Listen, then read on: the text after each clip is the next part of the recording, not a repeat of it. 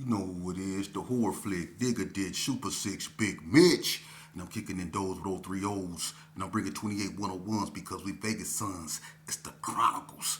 And you in the Meadowlands. You in the Meadows, man. And you already know what time it is, right? Y'all know what time it is. Moment of silence. I need total compliance. Bam! You already know, man. 22-inch things. Gold Dana things. Nah, I'm just playing, man. Welcome to Vegas Chronicles with the host of the most, Big Mitch, the horror flick from Super 6. And today, we're going to talk about what we talk about. You know, we talk about what we talk about when we talk about what we talk about over here on Vegas Chronicles. Right? Alright. Today, we're going to talk about, I want to talk to y'all about, I never brought these individuals up, but I'm gonna talk about them today. I never brought them up, I don't think, in a video. But I'm going to talk about them today. Let's jump right into it, man. This Vegas Chronicles. Back in like 89, right? Donna Street, it was really popular. You know, it was cracking down here, right? And I used to be down there a lot.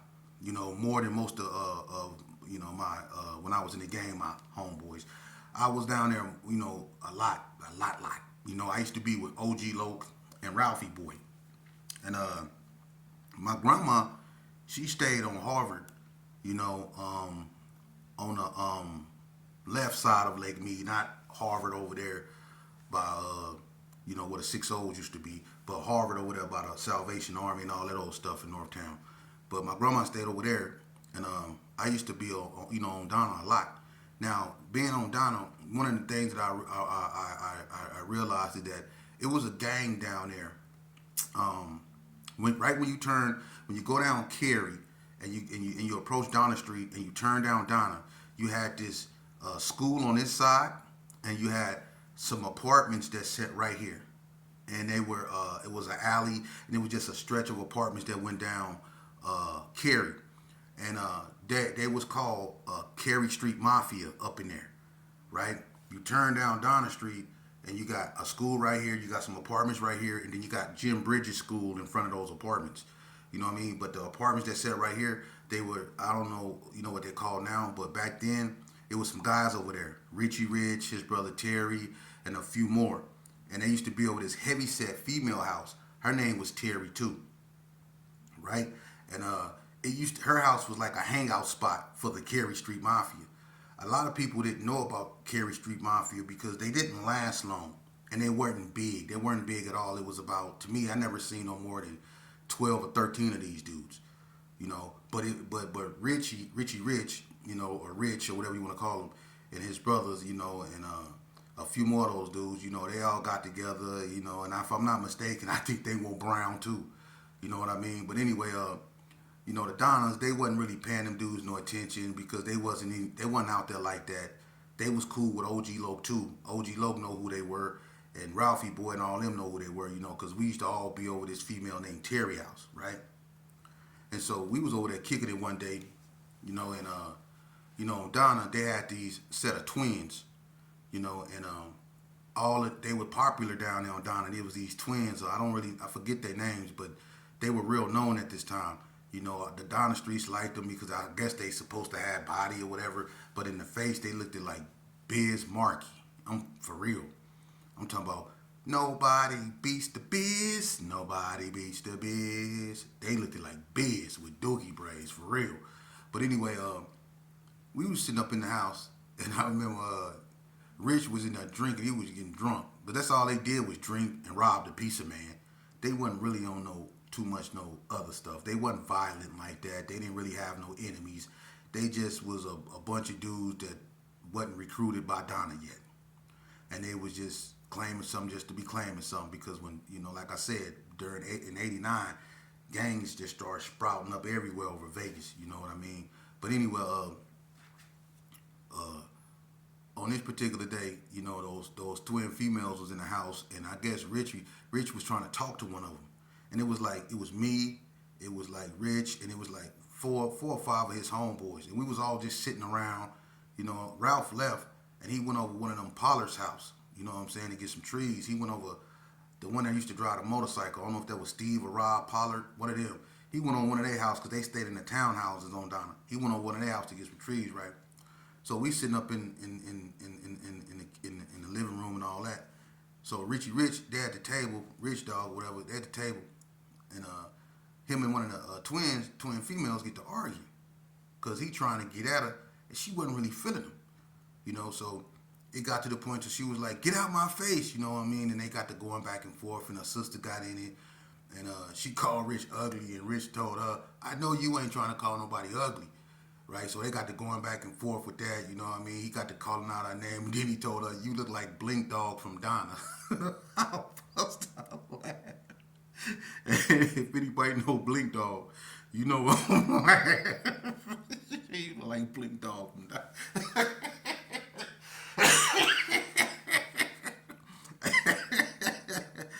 Hey, I bust out laughing in the house, right? But anyway, they get to arguing. I guess when he said, you know, you look like Blink Dog from Donna, she got real mad, right?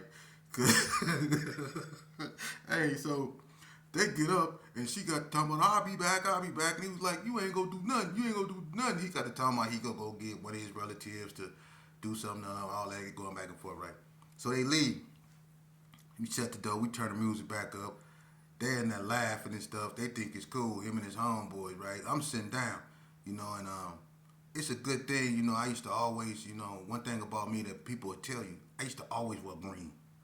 You know, I had to have green something on. Anybody that know me would tell you, I kept green on. You know, so down there, I stayed green down. You know, so you knew where I was from. You didn't have to ask, you know. But about 12 minutes later, right, we in there bumping. We in there bumping King T, right? She was lucky I was nice and I didn't act the fool. Boom, boom, boom, boom, boom, hey, boom. We in there knocking that, right? You hear somebody bang on the door. Boom, boom, boom, boom, boom, boom, boom, boom, boom. Like, who was that? Rich think it's the females coming back. So he jump up, smile, he go to the door. He think it's a gang. So he go to the door, he say, who is it? They don't say nothing. They just get the bam on it again. Boom, boom, boom, boom, boom, boom, boom, boom, boom, boom, boom, boom, boom, boom, boom. He was like, who is it? Nobody say nothing. He said, all right, just stay out there then. And he went and sat down, right? They knocked even harder. Boom, boom, boom, boom, boom, boom, boom, boom, boom, boom. So she said, who knocking on my door like that? So he was like, oh, they want to play. So Rich got back up. He went to the door. He said, quit knocking on the door. If you ain't going to say who you is, go on.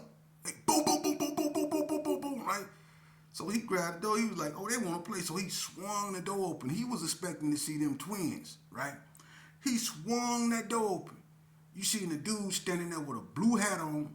He had a tall can of Old English, blue shirt, blue khakis, white K-Swiss, Jerry curl, big nose. That's Al Wack. Like, uh-oh. Wack coming out. What's up, cuz? Firecracker come in there behind him. C-Nut come in behind. I'm like, ooh. Right? Now you can hear people blinking in the house. It's quiet. It's quiet, right? I like say, which one of y'all called my homegirls a B-I-T-C-H, right? Right? I think I seen it was Coach. I think Coach Stevie, I think was out there. It was a few of them cats, man. About 9 or 10 of them cats out there, man. But these is the ones that came in the house first, right? I'm sitting on the couch, right? I lock eyes with Firecracker. Like, what's happening? I'm like, what up? He was like, that Donna like. I'm like, from Gerson, homie. He was like, you from Gerson? I said, yeah, I'm from Gerson. I'm sheepdog from Gerson. And Alwack was like, oh yeah, he from Gerson. He knew, Alwack knew me. You know what I mean? So they all knew who I was. So I was like, I was cool, right? So he was like, which one of y'all call my homegirl a B-I-T-C-H? And so Rich jumped up. He was like, man, ain't nobody call her no B-I-T-C-H, man. We just, and he said, oh, it was you. Rich just should have shut up, man. He should have just shut up. Because when he said, oh, it was you, man, I think C-Nut hit that boy so hard, man, and then Wack like it simultaneously slapped him with that tall can. And look, they just rushed up in that house, man. His homeboys jumped up. I don't know what for. I think they were just scared. But they got rushed. I got up out of there like this with my hands in there like this. See, all you heard was furniture and this. Then as I was getting toward the door, I started hearing, okay, Look, I told you that the Carey Street Mafias didn't last long, right? I'm not lying. I raised my right hand to God. They did not last long because the Donnas ended them that day. They beat the Carey Street Mafia up out of them. They didn't claim that no more. And look, while I was outside, I can hear, like inside the house, you talk about furniture moving. Listen, it sounded like they was unhooking everything in that house. For real, they was tearing that. Listen. And I know I should have helped them. But I'm going to be honest with you, man, I went back to the west side. That's Northtown, baby. Ain't got nothing to do with me. I don't feel bad about it neither. They shouldn't have been calling them girls out their name. Hey, look, sometimes, hey, man, hey, I ain't got, because some people say I'm out of line for leaving them. I don't feel like I'm out of line. I ain't get into it with them girls. You know what I'm saying? I ain't get into it with them girls. They did. And I ain't got nothing to do with that. I don't care what nobody say. I ain't got nothing to do with that. That was on them, and they handled it. You know, I think when they got up off of them, I think they were from. I think they went from Carey Street Mafia, and when them Donnas got through with them, they turned Donna. They turned something. They went Carey Street. But that's, I wanted to get that out the way. I wanted to talk about that. The Carey Street Mafias, they reigned and last long. I think they reigned and last about 2 months, for real, cause they got whooped out bad in that house, for real. And OG Loc from Donna used to go with a female over there named Tessa. Me, him, and Ralphie boy, you know, we used to, you know, be there over there robbing a piece of man, doing beer runs and all of those stuff, you know. But, you know, I ain't gonna never forget that, man. The way they did them dudes up at that house and the way I got up out of there. Listen, you got to know how to, hey, things happen, man. Don't look, if you young and you listening to this, don't join no gang, man. For real. You better off staying at home, staying in the house, doing your homework, and being a nerd. I'm being honest with you. This is not the lifestyle you would want for your kids. This is not the lifestyle you would want for yourself. This is not the lifestyle you would want for your worst enemy. I'm serious, man. Being in this gang stuff, man, I'm going to be so honest with you. I used to think when I was younger that being a part of a gang gave me some type of power, some type of extra confidence, this untouchable feeling like can't nobody mess with me because I got all these guys back in everything I do. You know, I used to feel invincible, powerful, you know, unstoppable. You know, that was a false sense of self, you know, a false sense of self-security, man. You know, because I'm going to be honest with you. All those guys I thought was behind me, all those guys I thought was for me, they wasn't. And they showed me they wasn't. You know, I'm not saying all of them, but I'm saying it was far too many of them. And it cost me, I'm going to be honest, it cost me 20 years of my life because I really believed in what I was doing. I gave my freedom up for this. I've been to countless institutions behind this. But what has this ever given to me? What have the game ever given to me? I gave my all to the streets, everything. But what have the streets ever gave me? Other than nightmares, post-traumatic, you know, I'm not going to even get into that, PTSD. I'm not going to even get into that. But lengthy periods of incarceration. That's what being in the streets got me. Got me front row seats at so many funerals I can't even. That's what being in the streets got me. That's what being in the streets gave me. It never gave me nothing good. You know, I used to laugh at people who used to get up and go to the Lord's house every Sunday. I used to laugh at them. You know, taunt them. I used to look at them because I used to think they was weak. You know, people that got up and just went to work every day and lived a normal life. I used to think people like that was weak. I used to think they were nobody. But now that I'm older, I seen that they were the strong ones. They were the actual tough ones because they stood alone. They didn't need a group of guys. They didn't have to hang around a group of guys to be validated. The only thing that they need is what they got up and went to work for, which was their family. I respect that now. I wish I knew that back then. You know, a lot of you youngsters don't have to grow up the hard way, man. You don't have to lose your freedom. You don't have to harm people. You don't have to disrespect people. You don't have to be confrontational to be heard or to be respected. You can still be heard and still be respected by helping people. That's the most noblest thing you can do, is help someone that's more or less fortunate than you are. And that's what I'm trying to do. This is my way of giving back. For you youngsters that don't know, for you youngsters that ain't been there, I'm trying to avert that, divert that. You know, I'm trying to stop it. Stop you from going where I have been. Let me tell you, youngster, look at me. I'm from these streets. I'm from where you probably go end up if you don't stop. I done been there. I done been behind that wall. I done been in them holes. I done been in maximum security. I done been in everywhere Nevada can put me. Let me tell you something, brother. Let me tell you something, little sister.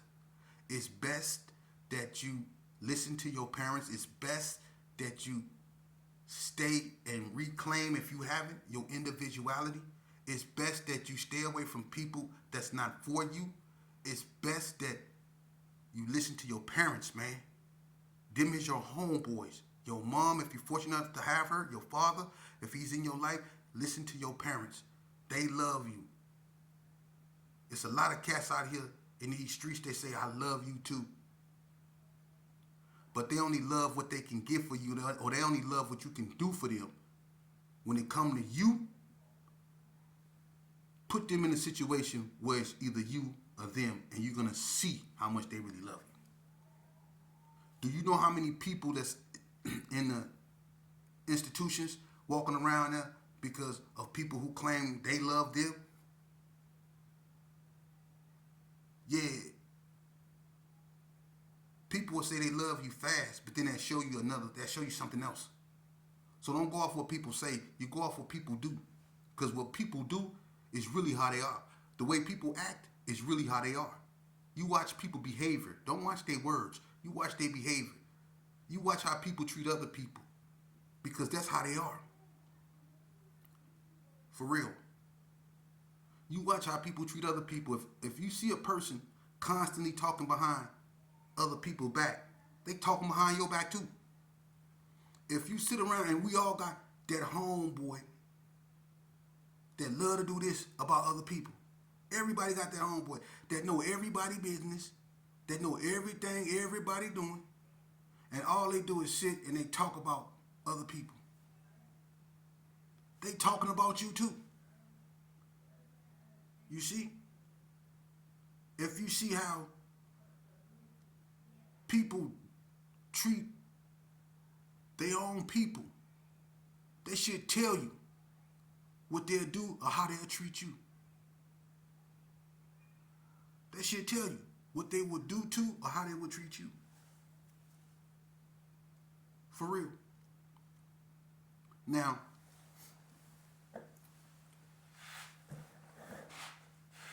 you can brush me off if you want to.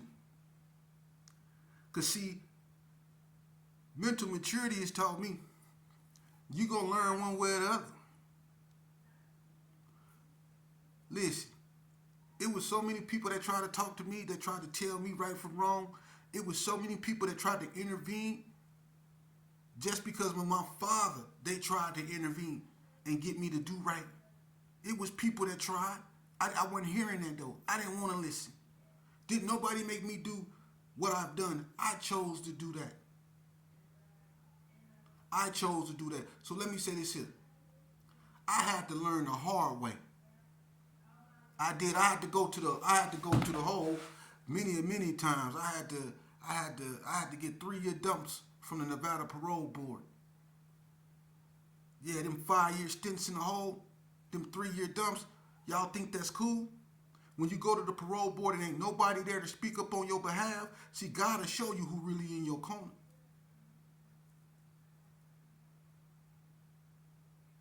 He'll show you who really in your corner. There's so many youngsters up there, man. And when you get up there, it ain't all fun and games. It's not all fun and games. Because some individuals go up there and they'll never leave from there.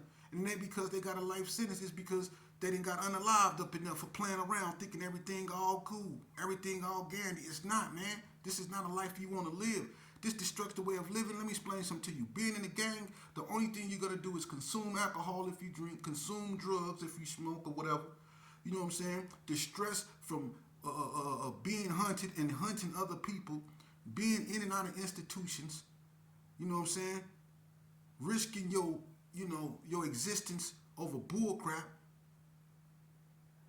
Not being able to go to certain places because of who you are or where you from or what you have done. That's the only thing you're going to get up out of this, man. Ain't nothing else. Ain't nothing glory up in this. I don't know what people be seeking in this lifestyle, but ain't nothing glory about this, man. It's always a dead end. Have any one of you guys ever read a Donald Goines book? Have y'all ever read a Donald Goines book? You see the way all his books end?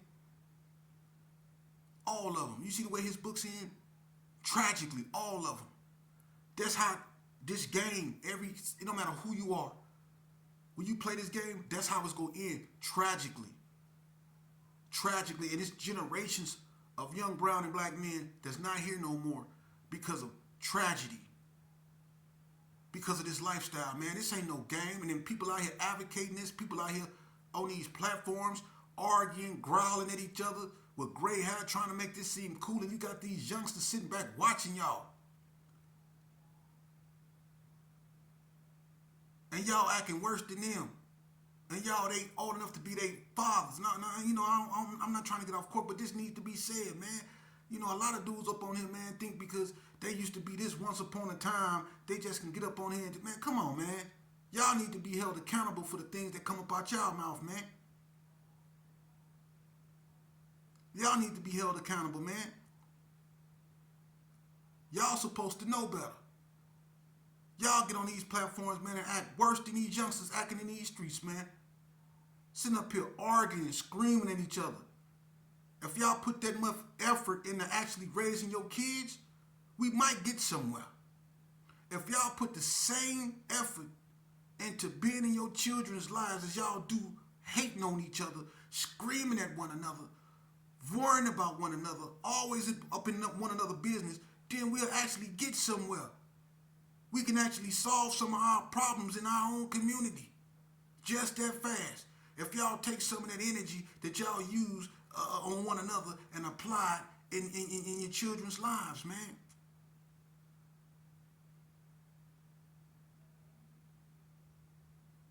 Think about it. Think about it, man.